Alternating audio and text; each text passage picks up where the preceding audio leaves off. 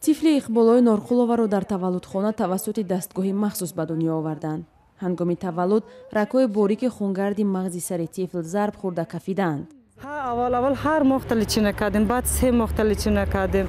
لیل نوبت رفت اینا قرب 2 سال 3 سال اینجا چینه کرده، فایدهش کمه ده، بسیار فایده نیسته. طبق آمار رسمی در تاجیکستان هر 4 کودک تا 7 ساله مبتلای فشار کاسه‌خانه سر هستند.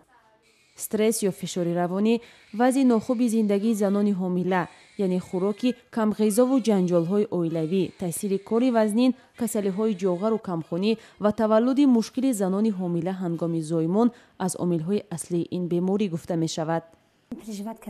طبیبان تشخیص کردند که ایراده هنگام حامله‌داری گرفتار حالت شدید فشار روانی بوده است. از این سبب کودکش با فشار کاسه‌خانه سر به دنیا آمد. وقت تولد شدن خیلی گریه میکرد، چقدر گریه میکرد. خیلی بردیم دکتر گفت که دیر کردین 3 ماه ما نفهمیدیم ده خپکش بوده ده و یا چرا بنوی با بردیم که گفت که گذراندگی این 3 ماه شد نآورده.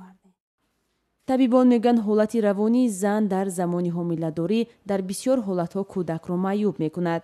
در وقت حاملگی بسیارتر مادرها یعنی عصبانی هستند، غذای خوب نمیخورند، وقت و ساعت استراحت ندارند، رژه را درست اداره نمیکنند.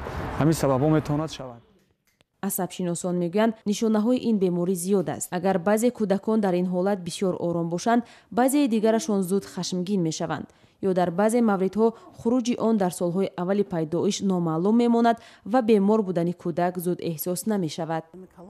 رجب گل یتیمووا پزشکی که تجربه کاری 40 ساله دارد میگوید استعمال داروهای زیاد و ضررآور در دوره‌های 3 ماهه اول حامله‌داری با کاسه‌خانه سر جنین هنگام رشد تاثیر میگذارد. انا که نه حامله شدگی تا 20 تا 15 تا دارو ما حساب میکنن مینویسن و داروها ارگانیسم کودکی درون بطن بودگی چقدر تاثیر میرسوند بعد اینو متولد کردن ممکن خودش دمو نقصانای مادرزادی زیاد شدگی.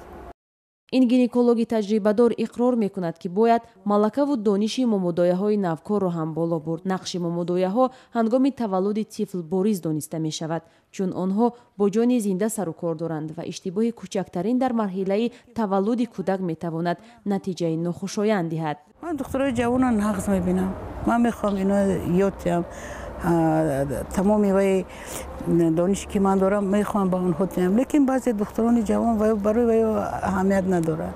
اونا روحی تez تولد کردن، تez خلاص شدن، تez برمونده رفتن. یعنی من هم کسبم بخشش میپرسم اگر یگان کس این که من خفه شود خداش رو میبیند. من تولد خانه ها شاهد که این کار هست.